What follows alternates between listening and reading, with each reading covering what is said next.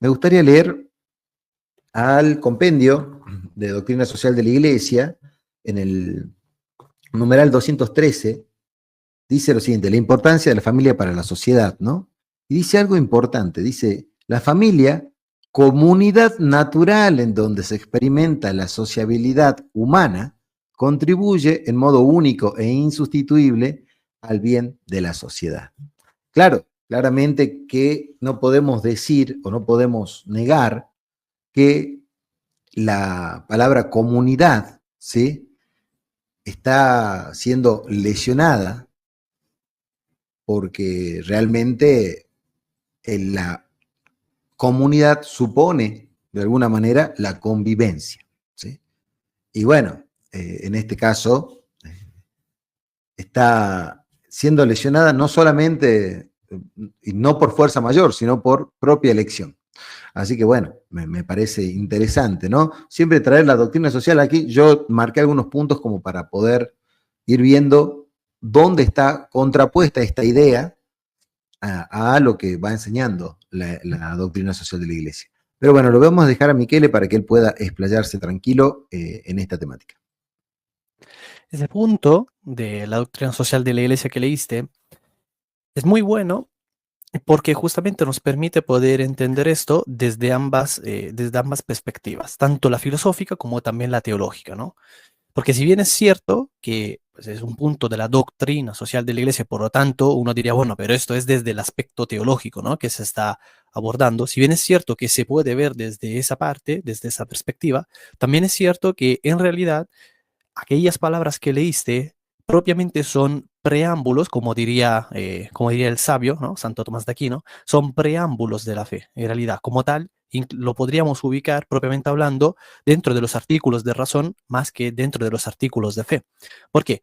Porque es una verdad que si bien es cierto que Dios ha querido incluir, ha querido incorporar en esa revelación especial que nos ha entregado, también es cierto que no es necesario acudir a esa revelación especial para poder llegar, para poder concluir en estas verdades, ¿no? El hombre como tal es un animal político. Político, sabemos, ¿no? Obviamente en el sentido de que simplemente se da entre, digamos, en la polis, ¿no? O sea, en la sociedad como tal, entre las personas. Cuando nacemos, no nacemos solos, como por arte de magia, ¿no?, sino que venimos de un hombre y de una mujer. Por lo tanto, previamente tuvo que haber justamente esta común unidad, como se estaba mencionando, entre dos personas que forman un núcleo familiar. Núcleo familiar que además es importantísimo y fundamental para que la familia se pueda ir desarrollando, para que se pueda ir, digamos, para que pueda ir creciendo y para que se pueda consolidar del modo correcto. Porque un niño va a necesitar justamente de una figura paterna y de una figura materna. La mujer va a necesitar también del hombre para que le provea cierto tipo de protección en lugar de dejarla sola. Porque pese a, digamos, toda esta revolución feminista bolchevique que tenemos, ¿no? Donde, bueno, la mujer empoderada que se tiene que liberar del hombre, que esa es además la tesis subyacente del feminismo, ¿no?, la liberación de la mujer de la opresión del hombre. En realidad, la mujer como tal, estando sola, tratando de llevar adelante una familia ella sola, no es que no podría hacerlo. De poder sí lo podría hacer. Pero ¿de qué modo? ¿A costa de qué? ¿Cuáles serían los resultados? Cuando comparamos, digamos, el modelo bueno y propio de una familia, que es la de tener un papá, una mamá, ¿no?, con respecto de los hijos, y aquellas familias monoparentales, donde por lo tanto solo hay un progenitor que que va criando a los hijos, pues hay una diferencia, pero abismal, que se nota y es muy notoria. Obviamente, se prefiere, es más conveniente, es mejor el segundo modelo, ¿no?, aquel de los dos padres, en lugar que aquel de un solo progenitor, ya sea un padre o una madre. Entonces, esto simplemente es para mostrar que es necesario que en una familia esté unida, que haya un vínculo en donde cada uno vaya, digamos, beneficiándole al otro. Porque al fin y al cabo se trata esto de ser capaz, ¿no?, de poner en práctica el amor en el sentido de darse al otro, el amor en el sentido de querer el bien del otro. lo cual obviamente no se hace anteponiendo un bien particular, o sea, aquello que podría redundar en mi propio beneficio, ¿no? De mí como individuo, sino a nivel común. Ser capaz de decir no a mí mismo, ser capaz de decir no a aquellas cosas que a mí me apetecerían como tal, en lugar de otras que quizás no me apetecen mucho, pero soy capaz de entender que ese bien es mayor en virtud de que va a redundar en el beneficio de todo el núcleo familiar. Cuando en cambio se da una separación entre pues, el hombre y la mujer, ya sea que tengan hijos o no, entonces en realidad poco a poco el resultado, uno se va a dirigir como tal de modo paulatino hacia un resultado totalmente nefasto, que termina justamente en lo que terminó pues esta pareja, ¿no? Que salió en la nota que estábamos leyendo antes. Y por si acaso, no solo la mujer necesita del hombre para poder, digamos, tener todos esos beneficios que no tendría si es que lo tuviera, si es que no lo tuviera, sino que también es al revés. O sea, la cosa es, es una calle de doble sentido. También el hombre necesita de la mujer para poder tener todos esos beneficios que no tendría eh, sin estar con ella, teniendo una, digamos, una separación. Entonces, dado que ese vínculo como tal, ¿no? Ese vínculo que, por lo tanto, opera sobre una relación, que es uno de los accidentes propios que nosotros tenemos como personas. Y esas relaciones las tenemos con cualquier cosa, con cualquier persona, porque no somos como tal Dios que podríamos existir nosotros en sí mismos sin necesidad de ninguna otra cosa, sino que venimos al mundo justamente ya de por sí con una relación con algunas personas. Entonces, en el momento en el que esa relación empieza a verse afectadas a través de una separación, a través de una lejanía, entonces esa relación está condenada al fracaso justamente porque no se puede dar una perfección en la naturaleza de ambos. Nosotros, en cuanto políticos, animales políticos, como decíamos antes, pues en nuestra naturaleza está escrito que nos debemos a otros y que además necesitamos de esos otros para poder ser siempre, digamos, mayormente personas, ¿no? En un grado siempre mayor, en un grado siempre más excelso, más alto. Necesitamos perfeccionarnos y para poder hacerlo necesitamos de otro porque no podemos hacerlo por nosotros mismos. Sin el otro no tendríamos cosas como incluso una simple conciencia de nosotros, no seríamos capaces de ver cuáles son, por ejemplo, aquellos vicios que deberíamos dejar, aquellas virtudes que deberíamos adquirir y un largo etcétera.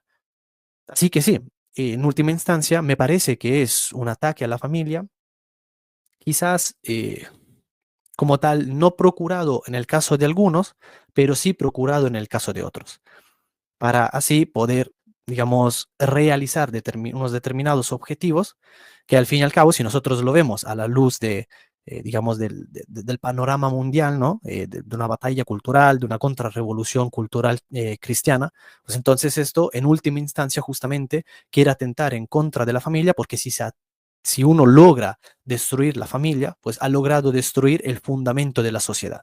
Entonces, de ese modo, pues pueden venir todas aquellas cosas que se pretenden conseguir.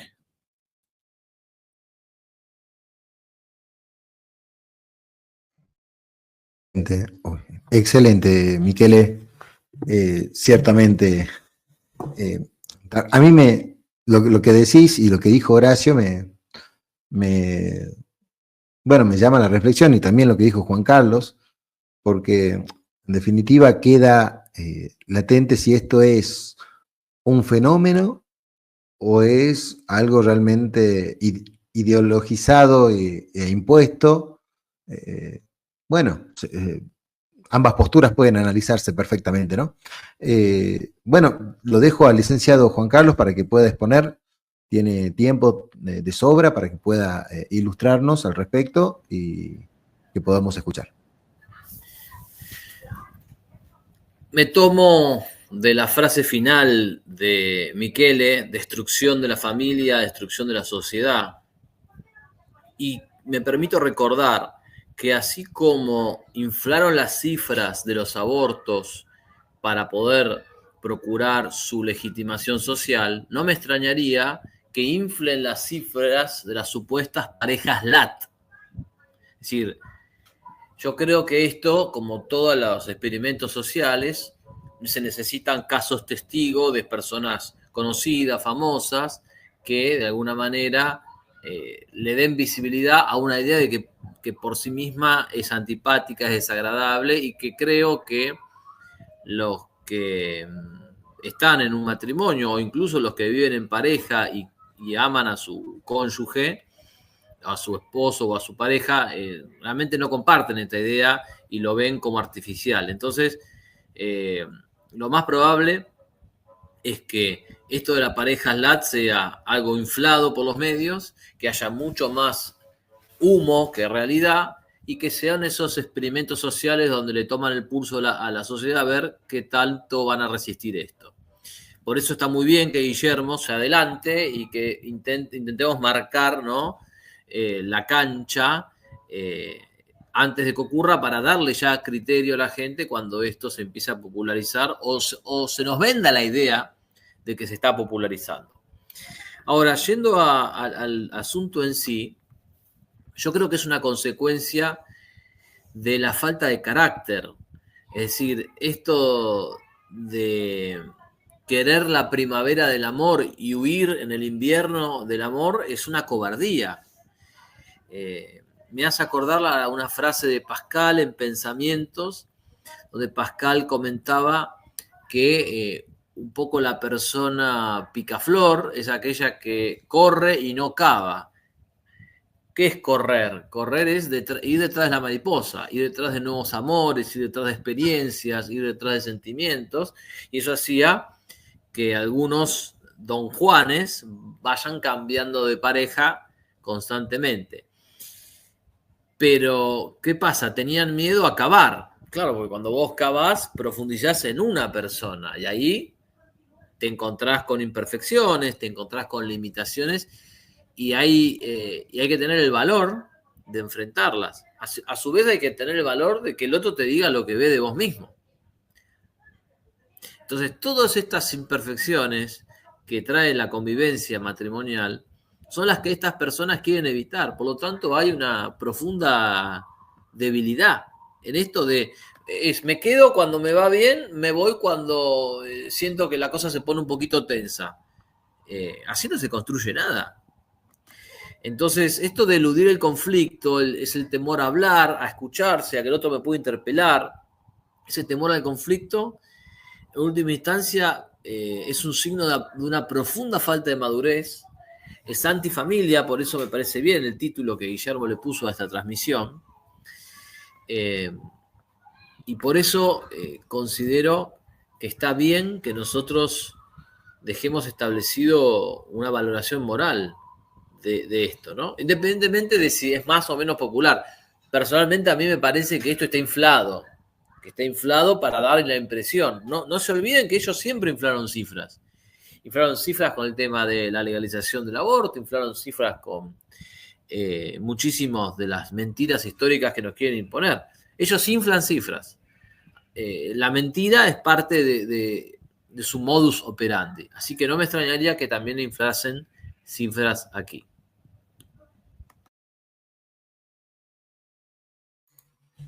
Perfecto, licenciado, muchísimas gracias.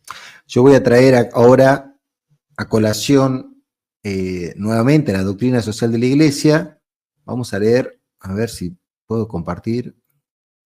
Si lo tengo acá, porque yo lo tengo marcado, pero ahí está. Eso es el 217. Fíjense, yo les voy a marcar algo para que ustedes vayan acompañándome en la lectura, pero sobre todo en el pensamiento de qué es lo que ataca este tipo de modalidad, qué es lo que podría afectar en el matrimonio. Y según la doctrina social de la Iglesia, en este numeral muy importante, donde se establecen las notas fundamentales que tiene un matrimonio, estos rasgos característicos del matrimonio son, en primera medida, la totalidad.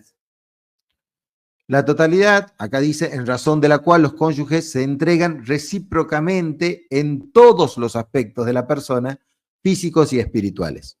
Bueno, ciertamente, ¿cómo poder entregarse al otro todo de manera total si yo estoy de alguna manera evadiendo el contacto totalmente, ¿no? O sea, evadiendo el contacto de manera total. Lo quiero parcial, pero no total, porque quiero verte a veces, porque quiero mi espacio, ¿sí? Y después vamos a ver qué dice Juan Pablo II al respecto en un texto profético al respecto de esto, ¿no? Pero realmente acá está afectando la nota de la totalidad, claramente. Luego viene la unidad, y eso también, ¿no? Aquello que los hace una sola carne. Y si yo elijo, de alguna manera, separarme, ¿sí? Temporalmente de la pareja, es porque no soy una sola carne. Realmente no la soy, no siento ser una sola carne, ¿sí? Luego tenemos la indisolubilidad y la fidelidad. Bueno, ciertamente la soledad, ¿sí? En la cual se pretende estar, afecta de alguna manera o podría llegar, en muchos casos, a ser ocasión de pecado y de infidelidad, ¿sí? En particular con respecto a la fidelidad. Si ya lo es cuando están casados y viven en la misma casa, imagínense cuando tienen estos tiempos, ¿sí? De soledad, ¿sí?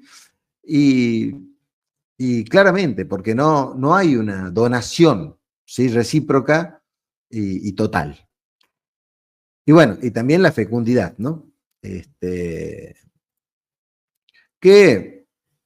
Bueno, en ese caso, el problema ya viene con los hijos, ¿sí? Con la educación de los hijos, que podríamos tratarlo también, que he marcado algunas cositas, pero realmente es problemático en todos los sentidos a lo que respecta del ser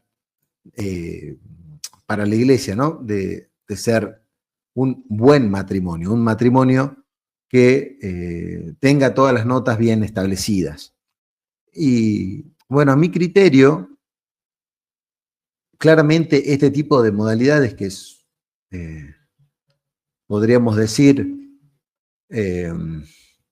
muy conflictiva, ¿sí? O sea, o anticatólica, en ese caso, en el caso matrimonial, de alguna manera, y vamos a decirlo así, de alguna manera, cuando las parejas no son un matrimonio y deciden estar separados, bueno, podrían decirse, bueno, viven como novios, ¿sí? Viven como novios, cada uno en su lugar y toman cierta distancia, que es la usual en un noviazgo sano.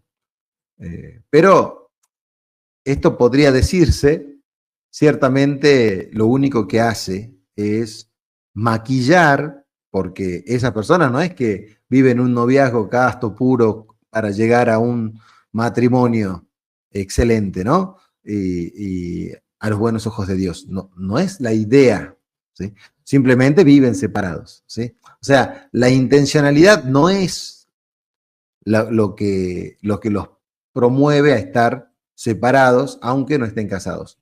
Entonces, me parece que asimilarlo así no sería correcto, porque quizá podría decirse, bueno, eso que acaso no hacen eso los noviazgos católicos, de estar separados hasta que se casen, bueno, estos harían algo al estilo. Bueno, a mi criterio no sería comparable, ¿no? Porque evidentemente no lo hacen. Cuando están juntos, claramente están en condición de pecado. Pero de todas maneras, estas son solamente algunas consecuencias, ¿no? O sea, que pueden traer este tipo de modalidad de pareja. Así que bueno, lo dejamos a Horacio para que pueda seguir discurriendo en este camino. Bien, acá me gustaría saber si es posible que pudiera compartir pantalla para solamente mostrar una nota que haría que viésemos de manera ejemplificativa. Esto es algo que yo expuse, me acuerdo, en mi primer libro, que me llamó mucho la atención y me hizo tomar conciencia de algunos puntos que hasta ese momento yo no veía. O sea, todos saben que yo vengo, podríamos decir, de una formación primera más en el orden del liberalismo. Luego uno va madurando y va viendo algunos aspectos que quizás en la ceguera de las ideologías no logra percibir en el esplendor de la juventud. Pero esta nota a mí me llamó mucho la atención. Es una nota vieja, de hecho, del año 2018 podemos observar. Es un fenómeno que se venía dando desde hacía tiempo, que son los hombres herbívoros, los que no quieren ni buscan pareja. Algo que se da en Japón, pero saben que Japón es quizás la panacea de lo que es el consumismo occidental, la forma de desarrollo de vida occidental. Lejos está ese Japón de antaño. Hoy Japón es, podríamos decir, el sueño húmedo de más de un capitalista. Pero es interesante porque en Japón se da un fenómeno similar a Corea del Sur y que se está viviendo en parte en Estados Unidos, en parte, ahí Estados Unidos es un poco más reticente en ese punto, se ve mucho sobre todo en Europa. Este fenómeno del hombre herbívoro, el que no quiere pareja, el que no busca pareja. Y se da una serie de fenómenos. No solamente la obsesión con el propio físico, sino el rechazo al contacto con lo femenino. A veces por miedo a algunas denuncias que están imperando hoy a flor de piel con el auge del feminismo, pero también porque hay una validación constante del propio yo. Y aquí podemos tomar parte de lo que menciona Fichte, la idea del yo y del no yo. Es que sucede que el otro siempre es un no yo, y el otro siempre es una negación a mí. Miquel es una negación a mí, porque si él está ahí no soy yo. Mi esposo es una negación a mí. Cuando Miquel está hablando, yo tengo que callar, niega mi palabra. Y cuando mi esposa está limpiando la casa, yo no puedo caminar por el pasillo. Es una negación a mi deseo de ir al baño, me tengo que aguantar las ganas hasta que finalmente se seque el piso. Y cuando mis hijas están llorando, es una negación a mis momentos de paz y tranquilidad para escribir mis libros. Y es una realidad. Porque el otro es una negación de uno. ¿Qué nos dice nuestro Señor? Amar al prójimo como se aman a sí mismos. Pero ¿quién se ama a sí mismo como amaría al prójimo? Esa es la pregunta. ¿Quién logra amar al prójimo como a sí mismo? Si lo más natural es que si hay una gaseosa de buena calidad y una gaseosa de mala calidad y tengo que donar una, bueno, yo dono la que es un poquito más fea y guardo la otra para el Fernet. Es natural que el hombre suceda esto. Salvo que haya una virtud muy grande, ahí tenemos los santos. Pero este es el desafío. Nosotros tenemos un fenómeno que es muy propio de la posmodernidad, que es la tendencia al aislamiento. Y esto sí se configura en términos geopolíticos del año 2020, que no quiero entrar en un tema aparte, porque creo que el año 2020 necesitaría un desarrollo pormenorizado y aparte, pero sí para mostrar este fenómeno. Ya desde comienzo del año 2000 se venía dando esta tendencia del hombre metrosexual tendiente a la autosatisfacción, que esto es propio de la atomización, que es negar el otro, puro yo. Que si yo lo llevo a otros planos, a este pensamiento, si yo lo llevo a un plano más filosófico, lo voy a trasladar al siguiente ejemplo para que nos podamos entender y cortar aquí mi parte. Quería que mostremos que simplemente los hombres herbívoros acompañarían las parejas LAT. ¿Qué es esto? La tendencia a la atomización del individuo, la tendencia a cortar vínculos con el otro. Pero ¿cómo podemos explicar esto, al menos desde la filosofía? ¿Qué podríamos decir? Para que la gente me entienda en términos muy simples. Supongamos que Michele está en una isla, ¿no? Él está en una isla. Aislado. Aislado. Voy a dar dos planos hegelianos. En el primer plano, él, si es el único que está en la isla, él es dueño de la verdad. Entonces, él ve una palmera y dice, qué maravillosa palmera, me hace compañía, me da sombra. Bueno, la palmera ahora va a ser mi hermana palmera. Mi hermana palmera, él la considera parte de su familia, vive en la isla, vive feliz y contento. Por las mañanas ve cómo juegan los cangrejitos y hace esculturas con la arena. Esa es su vida en la isla. Resulta que un día llega Guillermo Ramadán. mágicamente naufragó, llega allí a la isla. ¿Cuántas conciencias hay en esa isla? Bueno, hay dos. Resulta que Guillermo Ramadán le dice, mira, la verdad que me parece que la palmera está muy bonita, pero si la talamos, nos vamos a hacer una balsa y nos vamos de acá. Miquel dice, no, yo soy la primer conciencia que habitó aquí. Yo soy dueño de la palmera y la verdad. Y Guillermo dice, no, discúlpame, yo también tengo una conciencia. Vos y yo somos conscientes de nosotros mismos porque reflejamos nuestra conciencia. Entonces, tu voz es tan válida como la mía. Y esa palmera está supeditada a mí, porque yo soy tomista y yo sé que lo imperfecto se ordena lo perfecto. Cortemos la palmera, vámonos a una balsa. ¿Qué dice Michele? No, y luchan. ¿Y cómo es esa lucha en términos hegelianos? Es una lucha a muerte. ¿Y qué sucede? Que Guillermo muere. Guillermo muere. Fue vencido por Michele. ¿Cuántas conciencias vuelve a haber en esa isla? Una sola. ¿Qué sucedería si llega Juan Carlos Monedero? Supongamos que Monedero llega, vuelve a ser el mismo planteo de la palmera, pero resulta que Monedero ve la calavera de Ramadán. Entonces, ¿qué dice Monedero? No, pará, este va a luchar en serio. Y se ve que este es bueno peleando. Bien, prefiero cuidar mi vida, que es un bien superior. Voy a reconocer como amo y señor a Michele. Pero, ¿quién termina siendo amo y esclavo? En realidad es señor y siervo, pero no importa de la traducción. ¿Quién termina siendo amo? Michele. Pero ¿quién es el que transforma la naturaleza? Juan Carlos es el que todas las mañanas tiene que juntar los cangrejitos, es el que se dedica a apilar las piedritas y le da su propio espíritu y va transformando la historia con su espíritu. Juan Carlos. Michele, en su identidad, para ser amo, necesita el reconocimiento de Juan Carlos. ¿Quién es el más libre? Juan Carlos. Porque su identidad ya no depende de Michele, porque él mismo se reconoció vencido. Entonces, él es consciente de su propia identidad. Pero aún en ese caso, ambos se necesitan mutuamente en su identidad. No estoy diciendo que es una teoría válida, es discutible, pero digo que es importante esto. Porque acá estamos en un punto de la historia en el que ni siquiera Hegel, que es lo más complicado, se hubiese imaginado llegar.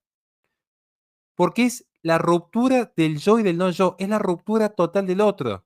Acá no es que hay un conflicto a muerte, a ver quién prevalece. Acá no es que hay una sujeción de amos y esclavos, como sería Engels cuando critica a la familia. Acá no estamos en esta idea del igualitarismo total, en una suerte de Rousseau y el contrato social, bueno, previo al contrato social. Aquí estamos en personas aisladas. Y esto rompe todos los esquemas filosóficos previos. Hay que empezar a hacer una filosofía que nos permita descubrir qué está sucediendo aquí. Y ahí podemos empezar a vincular justamente la ingeniería social. Porque acá estamos viendo que esa teoría de que el hombre como animal político parece que hoy se quiere reescribir incluso la naturaleza del hombre como animal político, como animal de comunidad. Se está volviendo el ser humano una pila de la Matrix, una unidad de consumo y de producción, y nada más que consumo y producción. Porque la persona aislada consume y produce más que la persona con familia. Se lo digo yo, con 3 hijos ya, que a veces uno quiere empezar algunos proyectos, pero primero está la familia. Entonces, ¿con qué podemos cerrar aquí? Perdón la extensión, pero ¿con qué quiero cerrar? Para que lo podamos al menos reflexionar en este punto. Acá tenemos una ruptura de no yo, ni siquiera hay un conflicto. Acá es la persona aislada pero sin conciencia del otro. Es Michele sin que llegue Ramadán o Monedero. Es Michele siempre solo. Y esto es muy peligroso, porque no se genera autoconciencia si no hay un encuentro con el otro. La persona que no es consciente de sus limitaciones no se revela. Esto lo explica Juan Manuel de Prada. La persona aislada y atomizada no es consciente de las injusticias, entonces no va a pelear contra las injusticias. Es el esclavo que se cree libre, la peor esclavitud de todas, la más difícil de vencer. El esclavo que se cree libre. Y entonces creo yo que ahí es difícil porque es un fenómeno que está creciendo. Yo creo en ese sentido, acá yo voy a tener una pequeña diferencia respecto a las cifras. Yo creo que acá las cifras de hecho están más bajas de lo que parecen. Si uno va, y esto creo que le pasa a Monedero, a Michele, a Ramadán, Michele está en Europa, uno va a las plazas y están vacías. O sea, hoy es un hecho, la baja tasa de natalidad es una crisis demográfica total y justamente porque no hay convivencias de parejas, no hay matrimonio, no hay unión, no hay un contacto con el otro, no hay un otro que te está negando lo que vos sos. Ahí es un exceso de positividad, diría Byung-Chul Han. La sociedad de la positividad, como el que va al supermercado, tiene que ser el consumidor tiene que estar siempre feliz, que nada te ponga triste, que nada te anule esa mentalidad de tiburón, porque con esa mentalidad de tiburón vos producís y consumís, y eso es lo que quiere el sistema, que produzcas y consumas, pero que no desarrolles otras potencias como por ejemplo las potencias propias del alma humana como la religión. Eso resta, porque eso habla de pecado, eso habla de penitencia, eso habla de sacrificio, se descarta. La religión no sirve en la posmodernidad, porque genera mucha negatividad. La familia se descarta. Nunca se pusieron a pensar, y cierro con esto, ¿por qué es tan fácil para tantos referentes ser referentes? Una característica común que muchos, no digo todos, muchos, no tienen familia. Les da tiempo de estar todo el día en YouTube, de escribir muchos libros, de viajar, de sacarse las mejores fotos, los mejores aviones, los mejores restaurantes. Y uno que tiene familia, si llegaste a juntar 2 centavos, de repente lo gastas en pañales para tus hijos. Y de repente decís, voy a cambiar el auto, la remera, no, voy a ahorrar para la universidad de mis hijos. Y bueno, entonces el propio sistema te lleva a eso, a la atomización. Y contra eso estamos queriendo hoy, creo yo, luchar los cuatro, creo que estamos unidos en ese sentido.